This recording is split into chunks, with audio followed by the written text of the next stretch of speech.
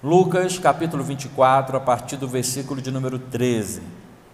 Naquele mesmo dia, dois deles estavam de caminho para uma aldeia chamada Emaús, distante de Jerusalém 60 estágios, e iam conversando a respeito de todas as coisas sucedidas. Aconteceu que, enquanto conversavam, discutiam, o próprio Jesus se aproximou e ia com eles. Os seus olhos, porém, estavam como que impedidos de o reconhecer. Então lhes perguntou Jesus: que é isso que vos preocupa? De que ides tratando à medida que caminhais? Eles pararam entristecidos. Um, porém, chamado Cleopas, respondeu dizendo: és o único, porventura, que, estando em Jerusalém, ignorais as coisas destes últimos dias? Ele lhes perguntou quais, e explicaram o que aconteceu a Jesus, o Nazareno, que era varão, profeta, poderoso em obras e palavras diante de Deus e de todo o povo, e como os principais sacerdotes e as nossas autoridades o entregaram para serem condenado à morte e o crucificaram. Ora, nós esperávamos que fosse ele quem havia de redimir a Israel. Mas depois de tudo isto, e já é o terceiro dia desde que tais coisas sucederam. É verdade também que algumas mulheres das que conosco estavam nos surpreenderam tendo ido de madrugada ao túmulo, e não achando o corpo de Jesus, voltaram dizendo terem tido uma visão de anjos, os quais afirmaram que ele vive. De fato, alguns dos nossos foram ao sepulcro e verificaram a exatidão do que disseram as mulheres, mas não o viram. Então lhes disse Jesus: honestos e tardos de coração para crer tudo que os profetas disseram. Porventura não convinha que o Cristo padecesse e entrasse na sua glória? E começando por Moisés, discorrendo por todos os profetas, expunha-lhes o que a seu respeito constava em todas as Escrituras. Quando se aproximavam da aldeia para onde iam, fez ele menção de passar adiante, mas eles os constrangeram, dizendo: fica conosco, porque é tarde e o dia já se declina. Entrou para ficar com eles. E aconteceu que, quando estavam à mesa, tomando ele o pão, abençoou e, tendo partido, lhes deu. Então se lhes abriram os olhos e reconheceram, mas ele desapareceu da presença deles. Disseram um ao outro: porventura não ardia o coração quando ele, pelo caminho, nos falava, quando nos expunha as Escrituras? E na mesma hora, levantando-se, voltaram para Jerusalém, onde acharam reunidos 11 e outros com eles. Queridos irmãos, este relato é, sem sombra de dúvida, a maior contribuição que Lucas dá nas narrações da ressurreição de Cristo. Marcos menciona este caso aqui também, porém Marcos dá apenas uma singela pincelada. No capítulo 16, versículo 12, ele faz apenas menção destes discípulos e da aparição de Jesus. Parece que Lucas, tendo propósito, como ele mesmo fala no capítulo 1 do seu evangelho, nos primeiros versículos, do versículo 1 até o versículo 4, ele vai escrever este tratado a Teófilo, e ele vai falar que ele fez uma acurada investigação. Ele investigou, ele pesquisou, e talvez motivado em saber quem era esses dois as quais Marcos havia mencionado, ele começa agora a buscar algo mais. Ele começa a querer saber de fato quem eram aqueles discípulos mencionados tão rapidamente por Marcos. Diga-se de passagem que foi o primeiro evangelho a ser escrito, foi o evangelho de Marcos. Então eu creio que Lucas, nessa busca, ele começou a descobrir mais detalhes da história desses discípulos, a quais nós conhecemos como discípulos de Emaús. E através disso ele deixa agora registrado, já no último capítulo do seu evangelho, esse relato tão poderoso, tão maravilhoso, este encontro tão especial que Jesus teve com os seus discípulos. Esses discípulos que por algum momento estavam se desviando do lugar onde eles deveriam estar. Graças a Deus, Lucas deixa essa história aqui registrada, e através dessa história nós podemos extrair grandes lições para as nossas vidas. Inúmeras vezes eu tenho certeza que você já ouviu sobre esta história, pois ela é quase que inesgotável em suas lições, em suas aplicações para a nossa vida cristã. Porém, mais uma noite eu quero te convidar a debruçar sobre esse texto e meditar um pouco sobre o que a palavra tem para nos falar em relação, ou como tendo em foco, a vida desses homens, as quais foram buscados, resgatados por Jesus Cristo. Primeiro, quem eram eles? Só menciono o nome de um chamado Cleopas.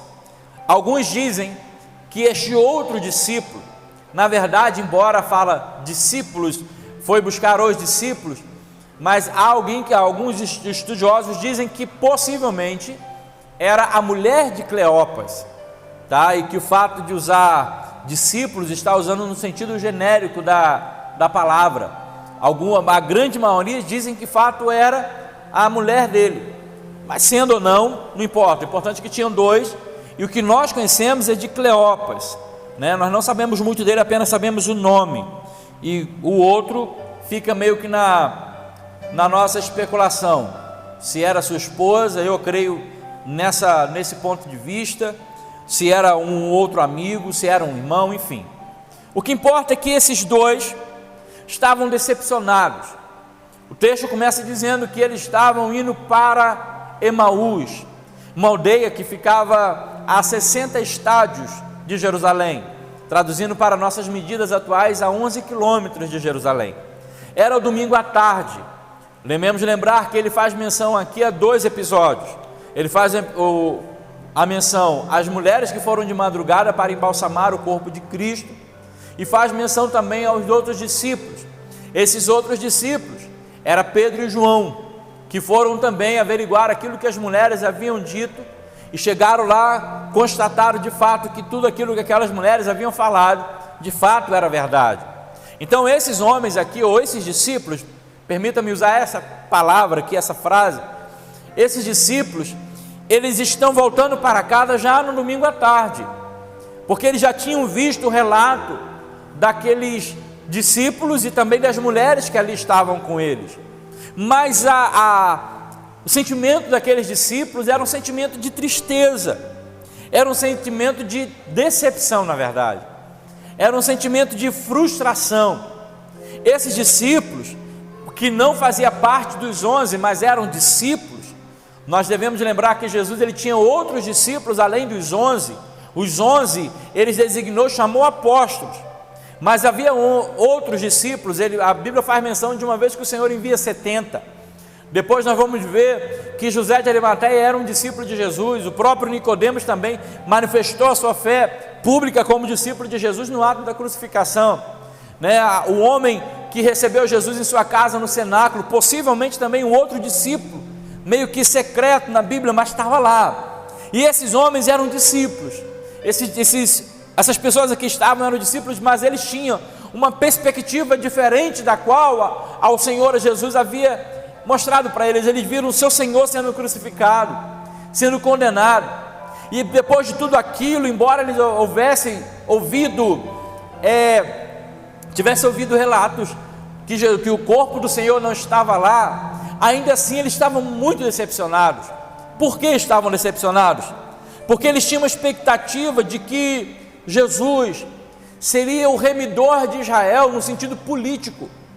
Eles tinham uma expectativa que o Senhor Jesus, ao ir para Jerusalém, ele não ia para sofrer, mas ele estaria indo lá simplesmente para revolucionar e para promover um levante contra Roma e tirar o povo judeu das algemas do poder político romano.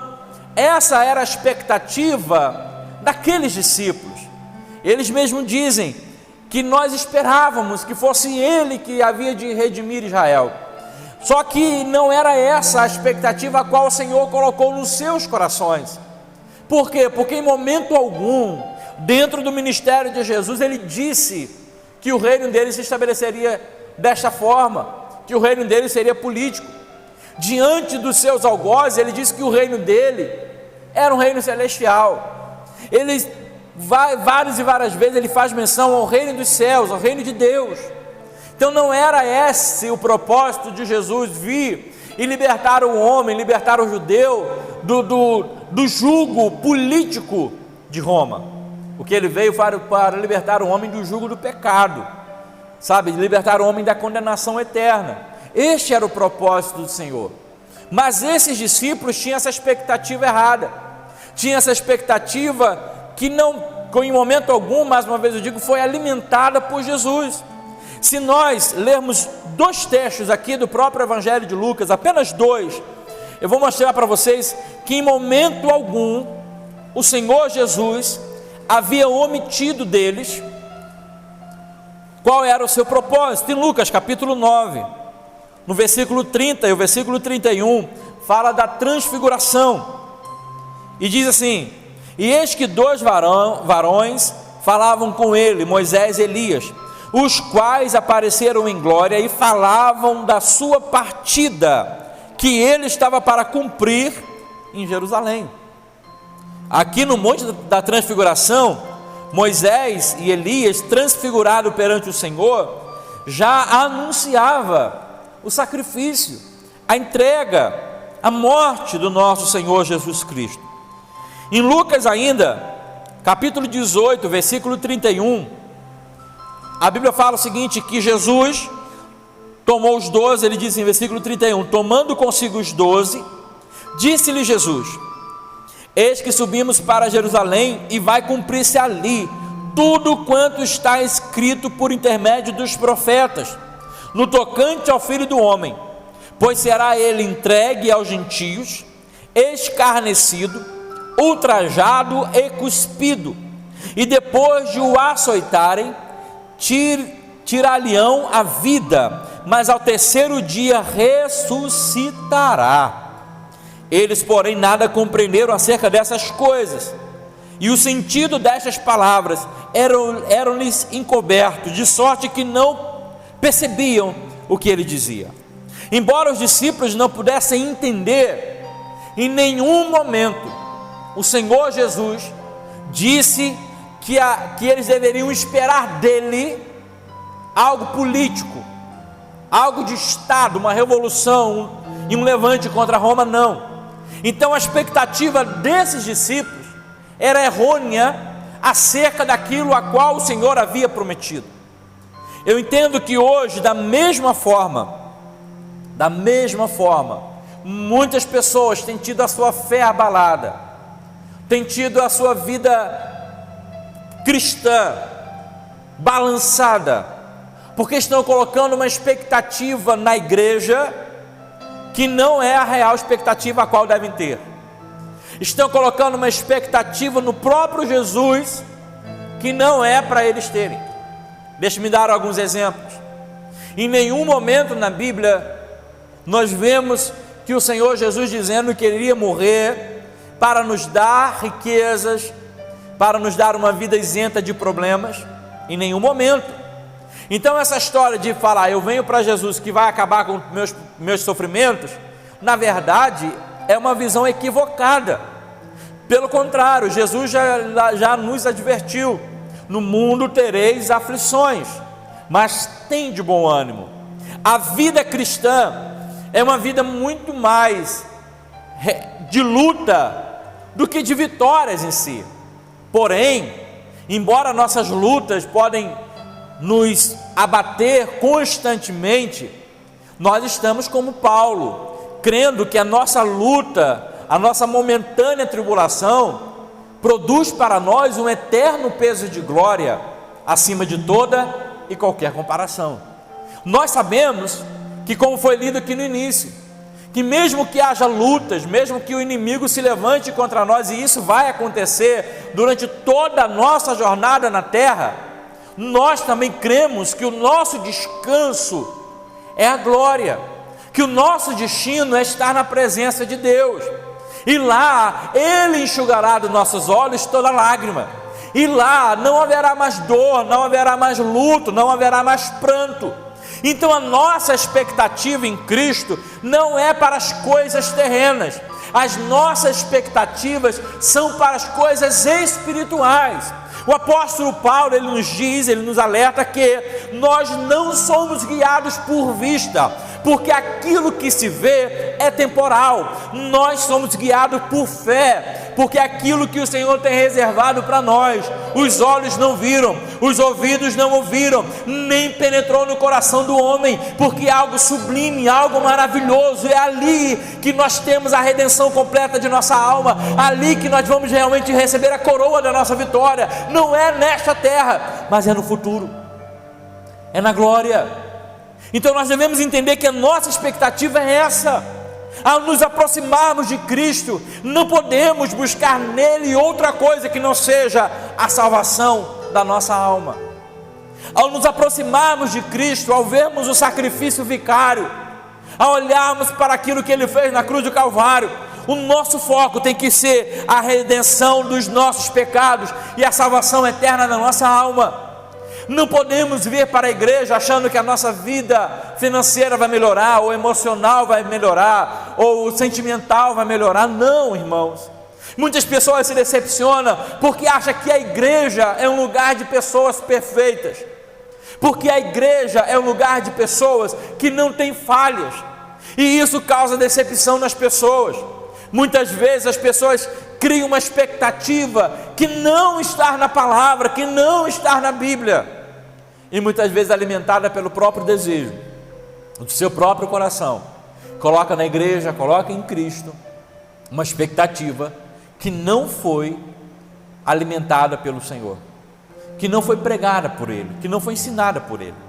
Então a expectativa desses discípulos não era a morte de Cristo, mas era a redenção do jugo romano. Só que o Senhor em nenhum momento Ele falou isso, em nenhum momento Ele disse que assim Ele faria. O próprio anjo havia falado para aquelas mulheres, dizendo da morte de Jesus, e disse: lembrai-vos, capítulo 24 mesmo, no versículos um pouco adiante, anterior, melhor dizendo, versículo 5, diz o seguinte, capítulo 24: estando elas possuídas de temor, baixando os olhos para o chão, eles lhe falavam: por que buscar entre os mortos o que vive? Ele não está aqui, mas ressuscitou. Olha o que os anjos disseram: lembrai-vos de como vos preveniu, estando ainda na Galileia, quando disse: importa que o Filho do Homem seja entregue na mão dos pecadores e seja crucificado e ressuscite no terceiro dia. Versículo 8: então se lembraram das suas palavras. Esses discípulos que aqui estavam, eles tinham esquecido disso. Eles tinham esquecido que era necessário que Jesus morresse. Eles tinham esquecido que era necessário Ele ficar sepultado durante alguns dias, e tinham esquecido que Ele ressuscitaria. Por isso eles ficaram desanimados, tiveram sua fé abalada. 3 dias apenas, 3 dias, sem verem a manifestação de Jesus, sem ter Jesus por perto, foi o suficiente para que pudesse terem a sua fé abalada. Foi o suficiente para que eles pudessem pensar em voltar para Emaús. E Emaús aqui representa o lugar onde eles não deveriam estar.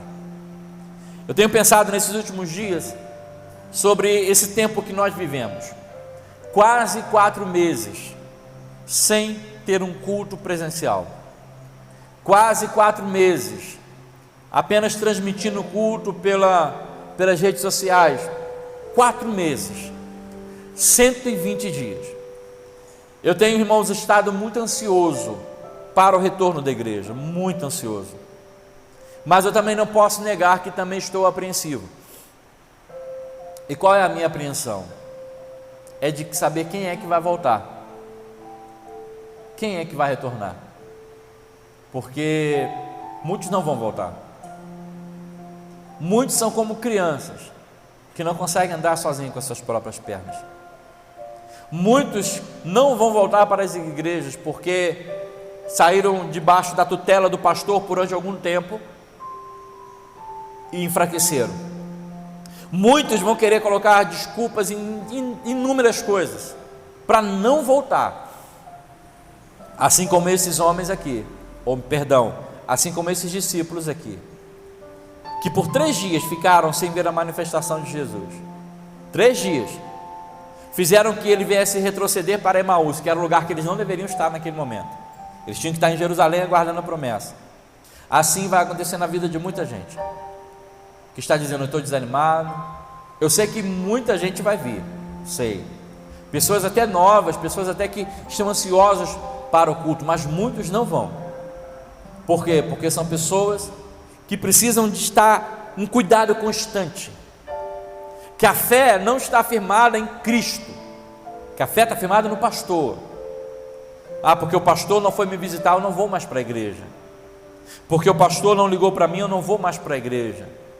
Porque agora eu sei que eu posso assistir um culto online, eu não vou mais para a igreja. Escreva isso que eu estou falando. Não estou profetizando caos nem derrota na vida de ninguém, mas eu estou vendo algo que de fato vai acontecer.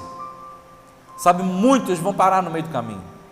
Muitos já nem pensam mais em igreja, porque são como esses, que basta um tempo sem a manifestação do Senhor, sem ter um cuidado constante, que já pensa em voltar para Emaús, se distanciar do lugar onde o Senhor falou que eles deveriam estar. Jerusalém seria o lugar da manifestação de Jesus. Jerusalém seria o lugar da descida do Espírito Santo. Jerusalém era o lugar onde as promessas do Senhor estariam se cumprindo. Mas apenas 3 dias foi o suficiente para que eles pudessem perder a fé deles. Apenas 3 dias. Vidas de anos na igreja, pessoas que têm 5, 10, 15 anos na igreja, talvez não voltarão mais, porque apenas 4 meses foi o suficiente para matar a fé dessas pessoas, para esmorecer, para desanimar. Apenas 4 meses. E eu me pergunto, sabe, irmãos, eu tenho me perguntado se nós, como igreja brasileira, talvez não conseguimos nos manter firmes. E quando eu falo nós como igreja, eu estou falando de modo geral. Diante de uma pandemia e isolamento social restrito pelo governo, imagina uma perseguição. Imagina se houvesse uma perseguição declarada contra nós cristãos, onde ir para a igreja poderia causar sua morte, sua prisão. E aí? Quantos ainda permaneceriam em pé? Quantos ainda manteriam sua fé firme em Cristo? Muitos de nós são como Pedro, que abre a boca com todo o ímpeto dizendo: mesmo que todos te abandonem, eu não vou abandonar. Mas na hora que a situação estreita, na hora que a situação aperta, somos o primeiro a pular do barco. Somos o primeiro a dizer que não o conhecemos, somos o primeiro a negá-lo. Você que está me assistindo hoje, não importa se é pelo Facebook, Instagram, ou está vendo essa mensagem posterior pelo YouTube, não importa, cabe você fazer uma reflexão, cabe você saber se você está no lugar que Deus quer que você esteja, ou se você está indo para um lugar que o Senhor não te mandou ir, que é Emaús. Eles estavam decepcionados, estavam frustrados. A esperança deles era que um reino político se levantasse, mas não era esse o propósito de Jesus. Em nenhum momento Jesus disse que a gente ficaria livre de todos os males. Na oração sacerdotal, ele vai orar ao Senhor Deus, dizendo assim: não os peço que os tire do mundo, mas que os guarde do mal. Homens fiéis do passado morreram por amor a Cristo, foram perseguidos, maltratados. Hebreus capítulo 11, nos últimos versículos, eles vão falar sobre alguns heróis. Eu acho bem interessante aqueles heróis que é falado, porque ali a galeria dos heróis da fé fala de Noé, fala de Moisés, fala de Abraão, fala de Sansão, fala de Davi, fala de vários. Mas no final o escritor vai dizer assim: não me faltaria tempo para falar sobre Baraque, Sansão, Jefté. E ele vai dizer assim: alguns homens que morreram, foram maltratados, cerrados ao meio. E é engraçado que esses homens são anônimos na galeria dos heróis da fé, mas são tidos como heróis. Eles não venceram reinos, eles não derrotaram exércitos, eles morreram, mas morreram como heróis, firmados na fé que tinham em Cristo, melhor, em Deus, e na fé que eles aguardariam o Redentor da sua vida. Assim tem que ser a nossa vida. Independente de qualquer coisa, temos que nos manter firmes, estando em Jerusalém, que é o lugar onde o Senhor quer que nós estejamos. E por causa da decepção deles, eles começaram devagarzinho a sair do lugar onde deveriam estar. Versículo 13 diz que eles estavam distantes de Jerusalém. O encontro com Jesus, de Jesus com esses discípulos, nos revela algumas coisas que nos faz pensar. A primeira, quando ele encontra com aqueles discípulos, a primeira coisa que nos chama a atenção é que esses discípulos andavam com Jesus, esses discípulos tiveram uma vida próxima ao Senhor, mas quando Jesus chegou, eles não reconheceram.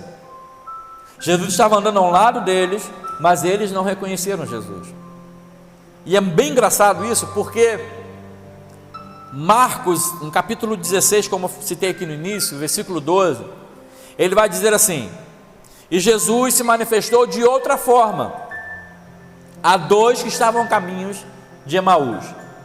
Essa palavra que Marcos fala, se manifestar de outra forma, me chamou a atenção, que eu fiquei pensando, que outra forma seria?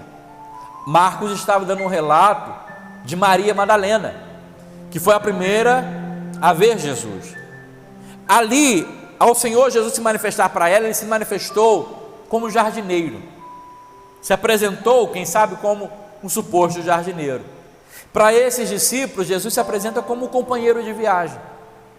Quando fala de outra maneira, não significa que ele foi de outro corpo, não, embora ele fosse um corpo já glorificado, mas era um corpo que era perceptível, tão perceptível, por quê? Que quando Jesus no jardim, ele vai dizer assim para Maria, cita o nome dela, Maria, a Bíblia fala que ela reconhece a voz do seu Senhor, ela reconhece a voz de Jesus. Aqui, Jesus chega perto, vai andando com eles, durante algum tempo, mas ainda assim, eles não o reconhecem. E por que não reconhecem? Porque os seus olhos, versículo 16 diz, estavam impedidos, as suas mentes estavam fechadas, eles estavam no domingo, que a tradição chama de domingo da ressurreição, mas o coração deles, o pensamento deles estava na sexta-feira, da crucificação. O pensamento deles não andou na mesma ordem cronológica que o tempo. As coisas tinham mudado, mas o pensamento deles estava ainda lá na sexta-feira, na crucificação, na condenação de Jesus. O tempo passou, Jesus foi realmente sepultado, mas agora, no domingo pela manhã, já não estava mais dentro do túmulo. Só que a mente deles estava impedida, por quê? Porque só lembravam de sexta-feira. Quando nós começamos a focar nos problemas da nossa vida e nos traumas que nós vivemos durante algum tempo, muitas vezes somos impedidos de perceber que o Senhor está ao nosso lado. Muitas vezes somos impedidos de reconhecer a sua voz. Muitas vezes somos impedidos de ver a manifestação dele diante de nós. Por quê? Porque só estamos olhando na sexta-feira. Mas havia uma boa notícia que eles não sabiam ainda, que é que Jesus havia ressuscitado, que Jesus não estava mais lá, que aquele corpo que eles viram ensanguentado, pendurado no madeiro, já não existia mais. Agora era o Cristo ressurreto, vivo, estava ao seu lado, mas eles não percebiam. Infelizmente é assim. As pessoas, por ver tanto problema, fofocar tanto problema, não percebe a manifestação do Senhor. Saiba que nada como um dia após o outro, as coisas são diferentes. No início do culto aqui, o irmão Eduardo, falamos mais ou menos sobre isso. Ele citou uma palavra que era um novo dia, não lembra? Ele citou um novo dia, um novo tempo, alguma coisa assim. E realmente é isso. Agora estamos perto de uma nova etapa da igreja e temos que nos adaptar a ela, temos que nos acostumar com ela durante algum tempo e vivê-la intensamente, da melhor maneira possível. Não adianta agora a gente ficar olhando para pelos 4 meses que a gente não teve culto. Não adianta agora a gente estar lá no passado reclamando por alguma coisa que deixou de acontecer ou que aconteceu. O que nos resta agora é saber que o Senhor está proporcionando um tempo para nós, um tempo presente. Há uma frase que diz que o passado não volta atrás, o amanhã pertence a Deus. O tempo que chamamos hoje é chamado presente porque é dádiva divina. É este o tempo que nós devemos aproveitar. É este o momento que o Senhor tem nos chamado para abrirmos a nossa boca e dizer para essa nação que está desesperada, dizendo: ah, uma boa notícia, Jesus vai voltar, Jesus está voltando, Ele está preparando a sua igreja para um dia encontrar com Ele. O noivo já se encontra perante o altar para encontrar com a noiva que vai ser apresentada a Ele.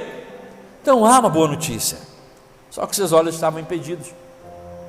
Quando a sua mente se fecha em alguma coisa, não, por mais verdade que seja diante de você, quando você ouve as verdades, ninguém consegue te convencer. Quando a tua mente está fechada em alguma coisa, está enclausurada em algum assunto, em alguma coisa que aconteceu, teu pai, tua mãe, teu pastor, teus amigos podem dizer alguma coisa, mas você vai estar sempre vendo o lado que a tua mente está te levando. Liberte-se dos traumas do passado, liberte-se dos problemas de ontem, liberte-se e viva o tempo que o Senhor tem para você. Mesmo que você não perceba, Ele sempre está conosco.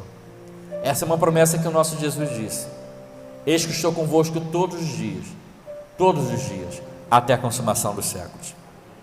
Uma das coisas que me chama a atenção também, dentro desse encontro, é a incredulidade em que ouviram das mulheres e dos discípulos. Eles tinham ouvido o relato das mulheres que eles conheciam, que andavam com eles, e relato de dois pilares da igreja, Pedro e João, que foram realmente ao túmulo e não viram um corpo. E é interessante que a Bíblia faz menção que Pedro viu inclusive o lenço dobrado, e aí tem um mistério no lenço dobrado que uma outra hora a gente traz, a igreja aqui já conhece, sabe? Ele viu o lenço dobrado ali onde que o Senhor tinha repousado a sua cabeça, mas não estava mais lá.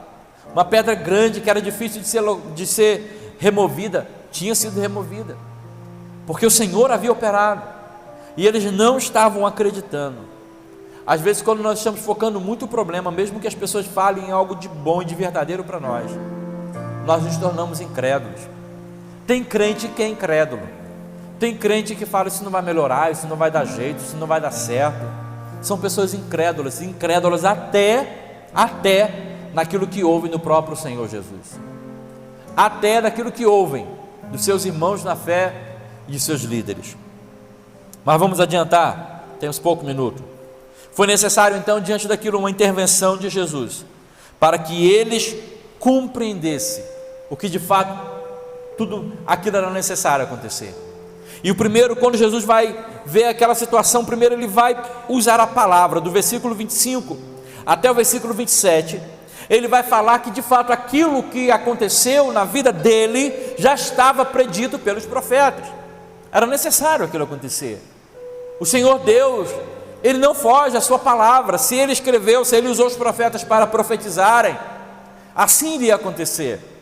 Mateus, quando ele escreve o seu evangelho, ele sempre usa uma frase da seguinte forma: e assim foi feito para que se cumprisse o que foi dito pelo profeta tal, e aconteceu para que se cumprisse o que foi dito pelo profeta tal. Mateus é um evangelista que ele escreve sempre fazendo menção ao profeta do passado, que havia narrado ou que havia profetizado acerca daqueles acontecimentos que diante dos olhos de Mateus estava acontecendo. Então ele vai começar pelas escrituras, para tentar mudar a mente daquelas pessoas e abrir os olhos.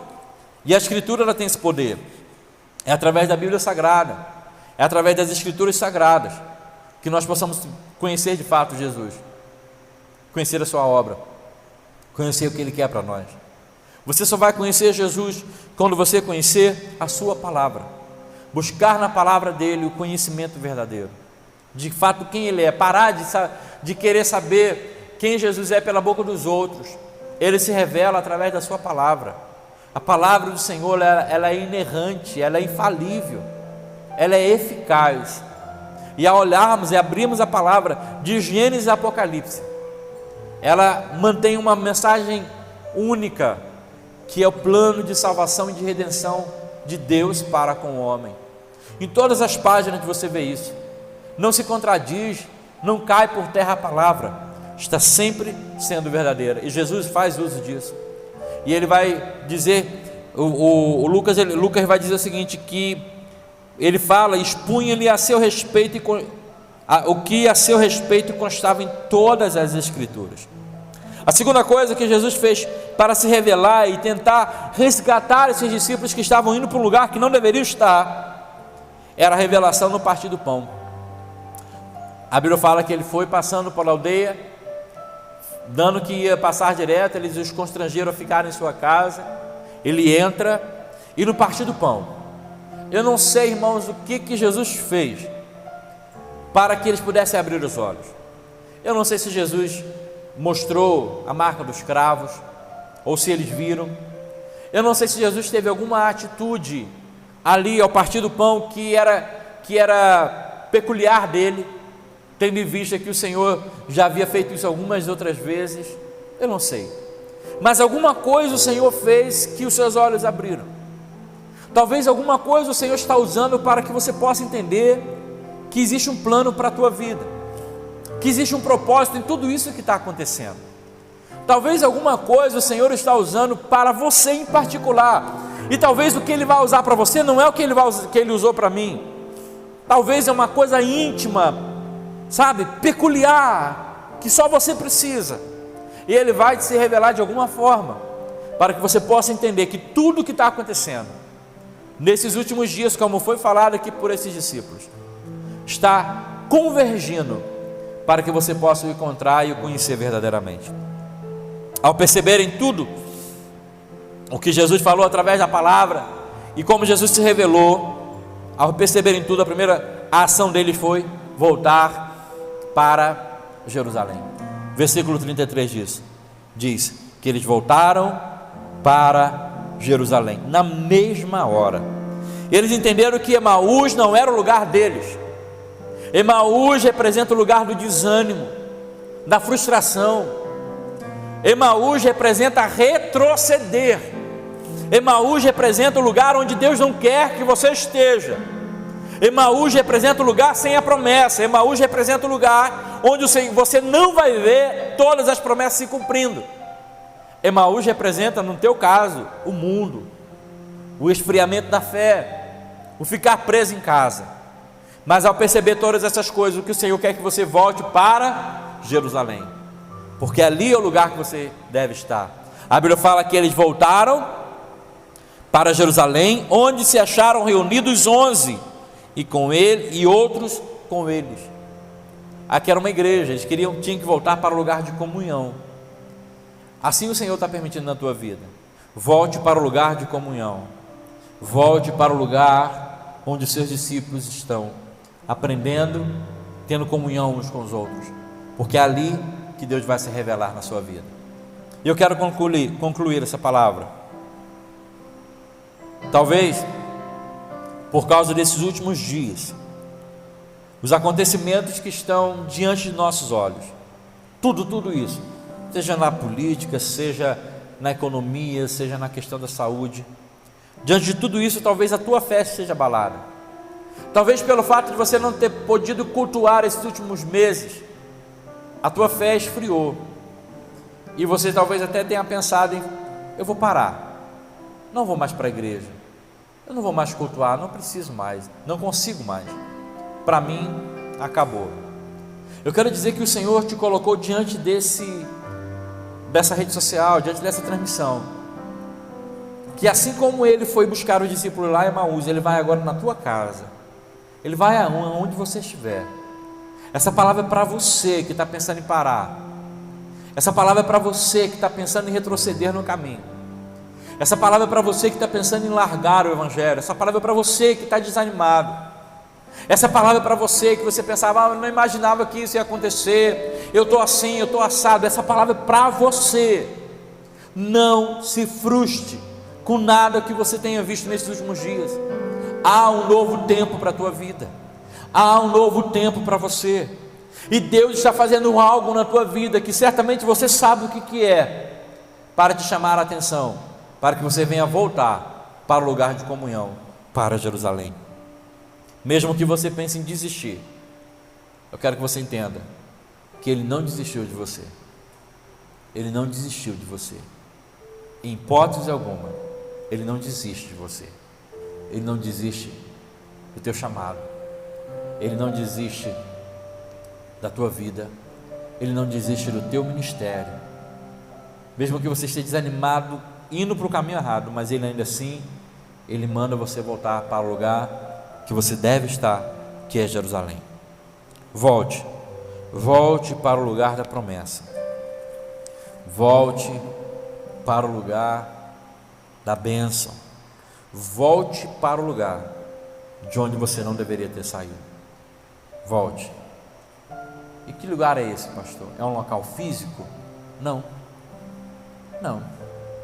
Porque você pode estar dentro da igreja, mas o teu coração está em Emaús. Você pode estar em Jerusalém, mas o teu coração está lá em Emaús. Isso é um lugar espiritual. Assuma a tua postura de discípulo. Esteja no centro da vontade de Deus. Porque quando você está no centro da vontade de Deus, não importa a cidade, não importa a placa denominacional, o que importa é que você está no lugar certo. Jonas, eu preguei alguns dias atrás aqui, era uma pessoa que estava no lugar errado, e ele foi maldição para muita gente. Esses discípulos estavam caminhando para o lugar que eles não deveriam estar também, à semelhança de Jonas. Então entenda que o Espírito diz a você nessa noite: volte para Jerusalém, para o lugar de comunhão e o lugar da revelação do Senhor. Espero que você esteja entendendo essa palavra. Se você é de Pernambuco, se você é aqui do Agreste, se você é aqui dessa cidade, a recomendação que eu digo para você é: não se deixe esmorecer. O tempo de ficar em casa passou. Agora é o tempo de nós estarmos reunidos em Jerusalém para adorarmos e bendizermos o santo nome do Senhor. Eu quero orar pela tua vida. Querido Deus e eterno Pai, Senhor, Tu sabe cada pessoa que nessa noite está ouvindo essa palavra. Tu sabe aqueles que estarão assistindo posteriormente. Tu conhece todas as coisas. Tu não apenas conhece o passado, nem tampouco só o presente, mas Tu conhece o futuro. E Tu sabes, ó Pai amado, o que cada pessoa tem passado no íntimo do seu coração. Eu te peço que onde essa palavra chegar, Senhor, aos ouvidos que essas palavras puderem alcançar, que as pessoas possam entender que o melhor lugar para estar é no lugar onde o Senhor mesmo planejou para que ela estivesse. Não permita que as pessoas venham retroceder, desanimar por causa do tempo que ficaram sem cultuar, mas que agora, mais do que nunca, eles possam buscar a Tua presença com muito empenho, com muita dedicação, para recuperar este tempo, que podemos dizer relativamente foi um tempo perdido. Que a Tua graça esteja sobre cada pessoa. Não deixe a fé dos Teus filhos esmorecer, Senhor amado. Não deixe que eles venham parar no meio do caminho. Não permita que eles venham ir para Emaús, mas peça que eles possam ficar aguardando as Tuas promessas em Jerusalém. Senhor, nessa próxima terça-feira estaremos nos reunindo aqui como igreja, e eu te peço que o Senhor venha se manifestar poderosamente no nosso meio, e que todos, ao estarem, Senhor amado, entrando por essas portas, possam entrar com ações de graças, assim como os judeus voltaram para Israel felizes, quando foram sair do cativeiro, e voltavam felizes, cantando vitória, brados de júbilo. Que seja também assim na vida dos Teus filhos, ó Pai, que durante esse tempo não puderam estar cultuando publicamente. Que esse desejo, esse amor, esse anelo pela Tua casa seja real em nossas vidas.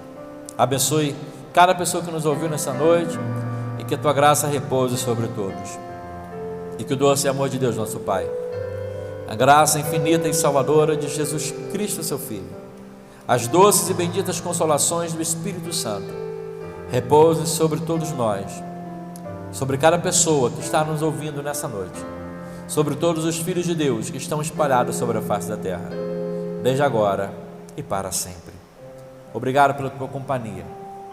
Se você é daqui da igreja, terça-feira eu espero ansiosamente você aqui conosco, tá bom? Se você é daqui da cidade, espero você também ansiosamente, sabe, nesse dia. Nós vamos começar na terça-feira às 19 horas, templo reduzido, apenas com 50 pessoas no templo, que é o que podemos assim acomodar, mas certamente Deus estará presente. E eu não vou poder te dar um abraço, mas eu vou ter muito prazer em olhar para você e dar um sorriso, sabe, bem grande, mesmo que seja escondido por trás de uma máscara, mas estamos ansiosos por ver cada um de vocês, tá bom? Deus vos abençoe a todos em nome de Jesus.